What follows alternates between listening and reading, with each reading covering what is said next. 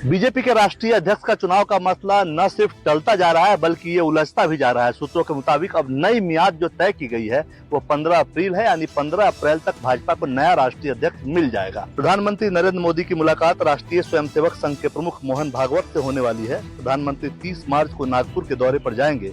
वे संघ के सहयोग से चलने वाले माधव नेत्रालय के अस्पताल की आधारशिला रखेंगे। इस दौरान मोहन भागवत भी मंच पर मौजूद होंगे। इस दौरे में प्रधानमंत्री मोदी के आरएसएस मुख्यालय जाने की भी संभावना है, जहां बंद कमरे में संघ के शीर्ष पदाधिकारियों के साथ उनकी बैठक हो सकती है। प्रतिनिधि सभा की बैठक के बाद नागपुर में मोदी और भागवत के बीच मुलाकात होगी और बताया जा रहा है कि भागवत और मोदी के बीच जो मुलाकात होगी उसमें बीजेपी के नए राष्ट्रीय अध्यक्ष का नाम तय हो जाएगी, इसकी पूरी संभावना है।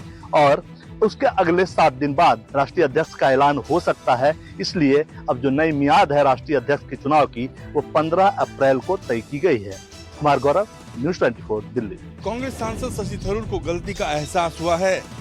रूस यूक्रेन युद्ध पर मोदी सरकार की आलोचना के लिए उन्होंने माफी मांगी है। कांग्रेस नेता शशि थरूर ने मंगलवार को स्वीकार किया कि रूस यूक्रेन युद्ध छिड़ने के समय भारत के रुख का विरोध करने पर उन्हें मुंह की खानी पड़ी थी। उन्होंने कहा कि जो नीति अपनाई गई उसके कारण देश अब ऐसी स्थिति में है जहां वह अस्थायी शांति के लिए बदलाव ला सकता है। कांग्रेस सांसद ने कहा कि संघर्ष के फैसले के बाद भारत द्वारा अपनाई गई नीति का मतलब है कि देश के पास वास्तव में एक ऐसा प्रधानमंत्री है जो यूक्रेन की राष्ट्रपति और मॉस्को में रूस के राष्ट्रपति दोनों को 2 हफ्ते के अंतराल पर गले लगा सकता है। रायसीना डायलॉग में एक संवाद सत्र के दौरान थरूर ने कहा कि मैं अभी भी अपनी शर्मिंदगी कम करने की कोशिश कर रहा हूं। बीजेपी प्रवक्ता और सांसद संबित पात्रा ने कहा कि कांग्रेस के दूसरे नेताओं को भी थरूर से सीख लेनी चाहिए। कैमरा पर्सन रफीक के साथ रमन कुमार, दिल्ली, न्यूज़ 24। नागपुर में हुए दंगे को लेकर आज सामना अखबार में भारतीय जनता पार्टी और देवेंद्र फडणवीस पर कड़ा हमला किया गया है। सामना अखबार में कहा गया है कि देवेंद्र फडणवीस सदन में बताते हैं कि दंगाई बाहर से आए थे। अगर दंगाई बाहर से आ रहे थे तो देवेंद्र फडणवीस क्या कर रहे थे? कई भारतीय जनता पार्टी के नेता भड़काऊ बयान देते हैं, लेकिन देवेंद्र फडणवीस कोई कार्रवाई नहीं करते। इतना ही नहीं, सामना में कहा गया है कि पिछले 300 सालों का नागपुर का इतिहास है, लेकिन कभी भी वहां पर दंगा भड़का नहीं है। इतना ही नहीं, सामना में कहा गया है कि छत्रपति शिवाजी महाराज और छत्रपति संभाजी महाराज का इतिहास भारतीय जनता पार्टी खत्म करना चाहती है, वो भी औरंगजेब की कब्र की आड़ में। सामना में इसके आगे कहा गया है कि केंद्र में भारतीय जनता पार्टी की सरकार है, महाराष्ट्र में बीजेपी की सरकार है। ऐसे में प्रधानमंत्री मोदी और आरएसएस चीफ मोहन भागवत, एकनाथ शिंदे, देवेंद्र फडणवीस और अजित पवार औरंगजेब की कब्र जाकर वहां पर उखाड़ के दिखाए। कैमरामैन दिलीप अवेरे के साथ विनोद जगताले, न्यूज़ 24 मुंबई। राजद सुप्रीमो लालू प्रसाद यादव को आज ईडी कार्यालय में पूछताछ के लिए बुलाया गया था। 11 बजे लालू प्रसाद यादव ईडी कार्यालय पहुंच गए थे। लगभग 4 घंटे की पूछताछ आज लालू प्रसाद यादव से ईडी के अधिकारियों ने की है। यह मामला उस समय का है जब लालू प्रसाद यादव रेल मंत्री हुआ करते थे, यानी 2004 से 2009 के बीच कई लोगों को नौकरी दी गई थी और लालू परिवार पर यह आरोप है कि उसके बदले पैसे लिए गए थे और जमीन लिखवाई गई थी। तो आप देख सकते हैं कार्यकर्ताओं का हुजूम। कार्यकर्ता जो है लालू प्रसाद यादव के समर्थन में नारेबाजी कर रहे हैं। लालू प्रसाद यादव जो है वह ईडी कार्यालय से बाहर निकल चुके हैं, यानी आज की जो पूछताछ है वह खत्म हो गई है। कैमरामैन ऋषि के साथ सौरभ कुमार, पटना, न्यूज़ 24। महाराष्ट्र के उप मुख्यमंत्री एकनाथ शिंदे ने उद्धव ठाकरे को लेकर बड़ा सनसनीखेज खुलासा किया है। एकनाथ शिंदे का दावा है कि जब वो मुख्यमंत्री थे, महाविकास अघाड़ी की सरकार थी, तब वो प्रधानमंत्री से मिलने गए थे क्योंकि वो ईडी से डर गए थे और उन्होंने प्रधानमंत्री से वादा किया था कि वो महाराष्ट्र में आकर जो महाविकास अघाड़ी की सरकार है उससे हट जाएंगे और महायुति की सरकार बनाएंगे। लेकिन जैसे ही वो महाराष्ट्र में आए अपने वादे से पलट गए। इस पर उद्धव ठाकरे ने भी जवाब दिया है। उद्धव ठाकरे ने कहा है कि एकनाथ शिंदे उस समय प्रधानमंत्री की डस्टबिन में पड़े हुए थे और वहीं पर रहकर सब कुछ सुन रहे थे। इस पर एकनाथ शिंदे ने फिर पलटवार किया है। एकनाथ शिंदे ने कहा है कि उनको अब समझना चाहिए कि मैं डस्टबिन में पड़े पड़े पूरी पार्टी साफ कर दिया। अभी कई नेता उनके हमारे संपर्क में हैं। कैमरामैन के साथ इंद्रजीत सिंह, न्यूज़ 24 मुंबई। चुनावी साल में कांग्रेस ने एक बड़ा कदम उठाते हुए बिहार कांग्रेस के अध्यक्ष का चेहरा ही बदल दिया। साल 2022 में कांग्रेस के प्रदेश अध्यक्ष बने राज्यसभा सांसद अखिलेश प्रसाद सिंह को हटाकर कांग्रेस ने अब एक दलित चेहरे को पार्टी का नया प्रदेश अध्यक्ष बनाया है। कुटुंबा से कांग्रेस के विधायक राजेश राम को पार्टी ने नया पार्टी का अध्यक्ष बनाया है। दरअसल कांग्रेस की नज़र एक बार फिर से दलित और अति पिछड़ा वोट बैंकों पर है, जिनकी बिहार में संख्या करीब 55% हो जाती है। और चुनाव के ठीक पहले चेहरा बदलने के पीछे एक बार फिर राहुल गांधी ने दिखा दिया है कि इस बार कांग्रेस पार्टी के निशाने पे जो दलित जो वोटर हैं वो अपने पाले में लेने की कोशिश करने में लगे हुए हैं। और पिछले 3 बार जब भी वो बिहार दौरे पे आए हैं, एक बार रविदास जयंती के समारोह में आए थे, एक और कार्यक्रम में आए थे, तो उन्होंने दलित वोटों को साधने की कोशिश की है। जिस तरीके से कांग्रेस अपने स्ट्रेटजी पे काम कर रही है, बिहार में कन्हैया कुमार को लॉन्च किया गया, उसके बाद से लगने लगा है कि कहीं न कहीं अब कांग्रेस भी अपना अलग निर्णय लेने की कोशिश में लगी है और इसी वजह से उसने अपने प्रदेश प्रभारी के साथ साथ प्रदेश अध्यक्ष का चेहरा भी बदल दिया है। कैमरामैन सनी साथ अमिताभ ओझा, न्यूज़ 24। उत्तर प्रदेश की योगी सरकार में सहयोगी कैबिनेट मंत्री और निषाद पार्टी के अध्यक्ष संजय निषाद का एक बयान सुर्खियों में बना हुआ है। दरअसल निषाद पार्टी के अध्यक्ष संजय निषाद जनपद सुल्तानपुर में पार्टी की संवैधानिक अधिकार यात्रा लेकर पहुंचे थे, जहां उन्होंने एक जनसभा को संबोधित किया। इस दौरान जनसभा में दिया गया एक बयान सोशल मीडिया में खूब वायरल हो रहा है, जहाँ संजय निषाद ये कहते हुए दिख रहे हैं कि हम यहाँ ऐसे ही नहीं पहुँचे हैं, 7 दरोगा के हाथ पैर तुड़वाकर गड्ढे में फिकवाकर यहाँ तक पहुँचा हूँ। जानकारी के मुताबिक उस दौरान पार्टी की एक महिला नेता ने संजय निषाद से शिकायत की और कहा कि कुछ लोगों को पुलिस फर्जी मामले में फंसा रही है। यही नहीं, संजय निषाद ने इस पूरे मामले को मुख्यमंत्री योगी आदित्यनाथ के पास ले जाने की बात भी कही है। वहीं कैबिनेट मंत्री संजय निषाद के इस बयान पर समाजवादी पार्टी ने पलटवार करते हुए कहा है कि ऐसा बयान कोई सभ्य व्यक्ति नहीं दे सकता और आखिरकार योगी सरकार का जीरो टॉलरेंस अब कहाँ गया। कैमरा पर्सन मिंटू सिंह के साथ अशोक तिवारी, लखनऊ, न्यूज़ 24। पंजाब विधानसभा का बजट सेशन 21 मार्च से शुरू हो रहा है और यही कारण है कि विधानसभा में विपक्ष की जो पार्टी है कांग्रेस, उसने अपनी रणनीति को अंतिम रूप दे दिया है। और यही कारण है कि लगातार ही पार्टी आलाकमान के साथ पंजाब के कांग्रेस के विधायकों की बैठकें भी हो रही हैं और इसके साथ साथ नए बने छत्तीसगढ़ के पूर्व मुख्यमंत्री भूपेश बघेल ने, जो पंजाब कांग्रेस के इंचार्ज हैं, उन्होंने गुरु मंत्र भी दे दिया है पंजाब कांग्रेस के सारे विधायकों को कि इस बार बजट सेशन में उन्होंने क्या क्या करना है, कौन कौन से मुद्दों को बजट सेशन में उठाया भी जाएगा। इसके साथ साथ जो राज्य सरकार के लोक विरोधी फैसले हैं उनकी भी आवाज़ सारे पंजाब में ही बुलंद करने का काम भी करेंगे और कहीं ना कहीं प्रदेश के लोगों को एक संदेश देने की कोशिश होगी कि अब कांग्रेस एक हो चुकी है और एक सुर में ही जो कांग्रेस के विधायक हैं वो लीडर ऑफ अपोजिशन के साथ सुर में सुर मिलाते हुए भी दिखाई दे सकते हैं। कैमरामैन गंभीर सिंह राणा के साथ विशाल अंग्रेज, न्यूज़ 24 चंडीगढ़। मणिपुर में लगातार हिंसा की गतिविधियां देखी जा रही है और लगातार हिंसा हो रहे हैं। हिंसा को देखते हुए लोग वहां पे राहत शिविरों में रह रहे हैं। राहत शिविरों में लोगों को खाने पीने और रहने की पूरी व्यवस्था किया गया है। वहां पे लगातार हिंसा न हो, लोगों को नुकसान न हो, इस वजह से राहत शिविर का लोग शरण लिए हुए हैं। अब इसको देखते हुए सुप्रीम कोर्ट ने यह फैसला लिया है कि सुप्रीम कोर्ट के 6 जज मणिपुर का दौरा करेंगे। दौरा के दौरान वो राहत शिविरों में जाएंगे।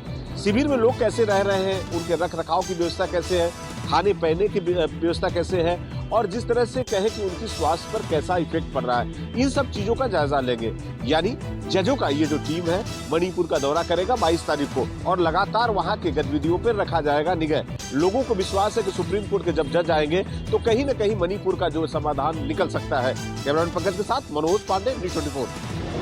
यौन शोषण के मामले में फंसे सीतापुर के कांग्रेस सांसद राकेश राठौर आज 47 दिन बाद जमानत पर रिहा हो गए। अदालत से जमानत मिलने के बाद आज सुबह करीब 8 बजे कांग्रेस सांसद राकेश राठौर जेल से रिहा हुए, जिसके बाद वो सीधे अपने घर पहुंचे। मीडिया से मुलाकात करते समय सांसद राकेश राठौर भावुक हो गए। राकेश राठौर ने कहा कि उन्हें न्यायालय पर पूरा भरोसा था, ईश्वर मेरे साथ है। आपको बता दें कि एक सजातीय महिला नेता ने कांग्रेस सांसद पर यौन शोषण का आरोप लगाते हुए 17 जनवरी को सीतापुर की कोतवाली में मुकदमा दर्ज कराया था। पुलिस ने 30 जनवरी को उन्हें घर से गिरफ्तार कर जेल भेज दिया था। कांग्रेस सांसद ने जमानत की गुहार लगाई थी, लेकिन निचली अदालत से जमानत खारिज होने के बाद 11 मार्च को हाईकोर्ट ने कांग्रेस सांसद को यौन शोषण के मामले में जमानत दे दी थी। हालांकि अदालत ने कुछ शर्तों के साथ राकेश राठौर को जमानत दी है। सांसद का कहना है कि वो कोर्ट के आदेशों का पालन करेंगे। कैमरा पर्सन धर्मेंद्र कुमार साहू के साथ मानस श्रीवास्तव, न्यूज़ 24। लखनऊ में वकीलों ने पुलिस कमिश्नर ऑफिस का घेराव का किया ऐलान, जिसके बाद दोषी 5 पुलिसकर्मियों को लाइन हाजिर किया गया।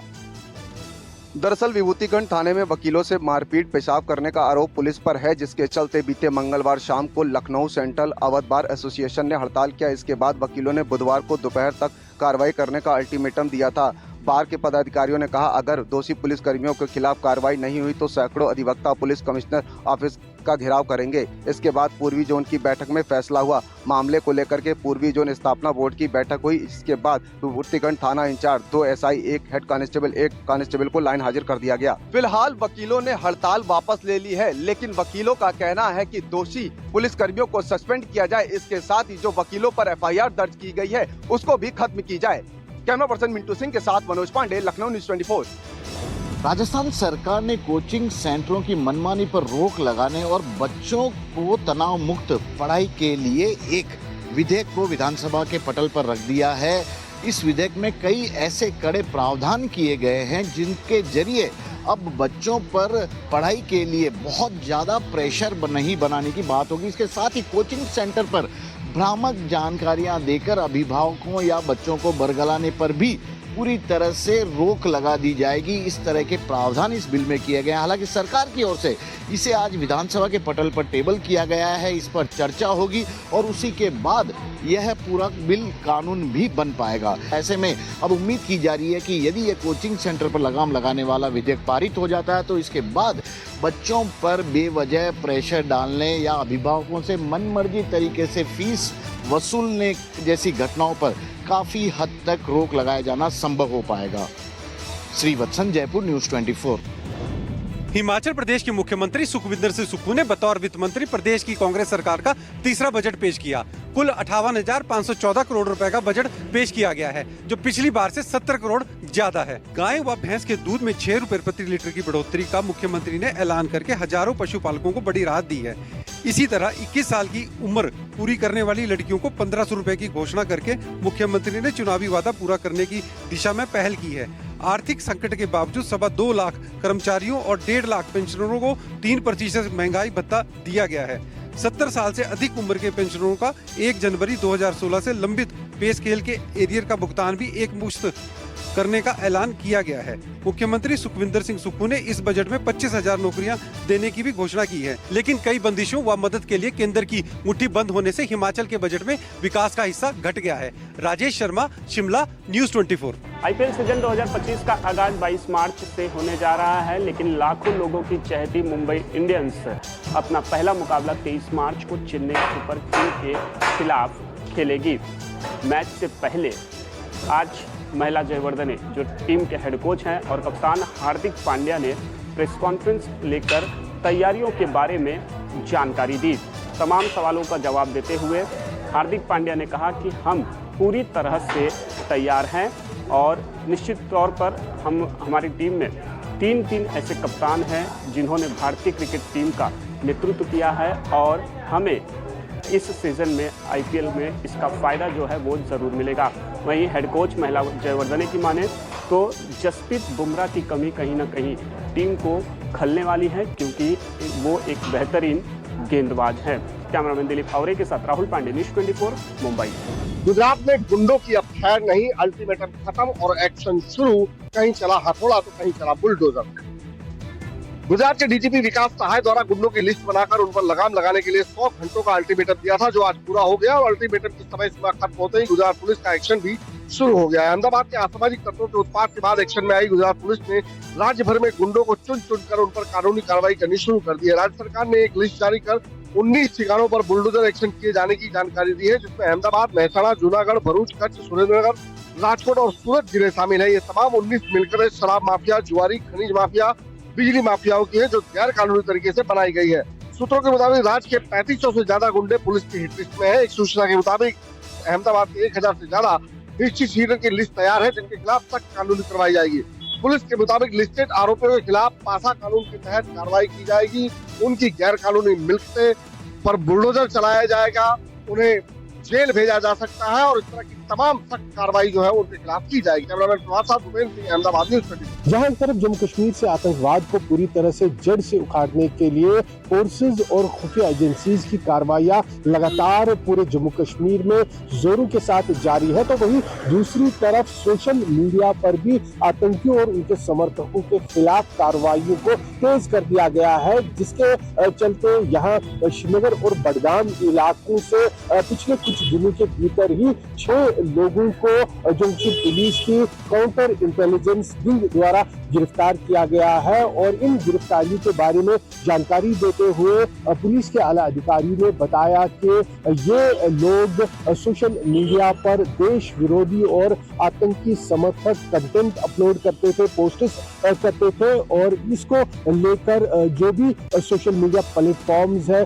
चाहे फेसबुक, इंस्टाग्राम या दूसरे तरह के एक्स प्लेटफॉर्म्स है, वो सारे एक स्पेशल टीम बनाने के बाद सोशल मीडिया पर गतिविधियों को मॉनिटर करते हैं। कैमरामैन रशीद के साथ आशुष श्रीनगर, न्यूज़ 24। पाकिस्तान में हुए आतंकी हमलों के बाद जम्मू कश्मीर में हाई अलर्ट जारी किया गया है। अंतर्राष्ट्रीय सीमा से लेकर नियंत्रण रेखा तक जवानों को अलर्ट रहने के निर्देश दिए गए हैं। हम इस समय मौजूद हैं भारत पाकिस्तान अंतर्राष्ट्रीय सीमा पर। यहाँ पर आप देखिए कि जम्मू कश्मीर पुलिस के जवान और ऑफिसर बेहद ज्यादा अलर्ट हैं। इन जवानों का यही मकसद है कायर पाकिस्तान द्वारा पाले गए आतंकियों का काल बनना। यहाँ पर खतरा और चुनौती कदम कदम पर होती है, क्योंकि अंतर्राष्ट्रीय सीमा की बात की जाए, यहाँ पर सबसे बड़ा खतरा होता है टनल का, क्योंकि अक्सर ऐसा देखा जाता है कि जब पाकिस्तान आतंकियों को भारतीय सीमा में घुसपैठ नहीं करवा पाता तो वो टनल का सहारा लेता है। उसके साथ ड्रोन भी यहाँ पर एक बड़ा चैलेंज है। लेकिन आपको बता दें कि दुश्मन यानी पाकिस्तान जो है अपने किसी भी नापाक इरादों में कामयाब नहीं हो पाएगा। बीएसएफ हो, भारतीय सेना हो, जम्मू कश्मीर पुलिस हो या बाकी पैरामिलिट्री फोर्सेस हो, इनका यही मकसद है कि चुन चुनकर पाकिस्तान द्वारा पाले गए आतंकियों का काल बनना। कैमरामैन दिनेश के साथ पंकज शर्मा, न्यूज़ 24, भारत पाकिस्तान अंतर्राष्ट्रीय सीमा, आरएसपुरा सेक्टर। छपरा जिले में आइए और अगर एटम बम न खाइए तो फिर मजा नहीं आता। मैं छपरा जब भी आता हूँ एटम बम खाता हूँ। यहाँ छपरा शहर से, सारण जिले में छपरा शहर से कोई 25-30 किलोमीटर दूर एकमा और ताजपुर 2 बाजार हैं जहाँ ये एटम बम मिलता है। ये छेने से बनता है, देखिए इसे।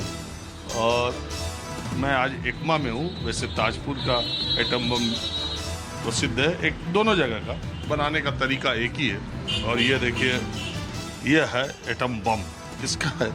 और इसका नाम, आपका नाम क्या है? महेश यादव। महेश जी, इसका नाम आइए बाहर। छोटी छोटी दुकानों में बनता है, ऐसा नहीं कि कोई बहुत, लेकिन फेमस बहुत है और बिक्री बहुत अच्छी है। महेश जी पहले बताइए, इसका बैठिए, इसका नाम एटम बम क्यों पड़ा? Atom bomb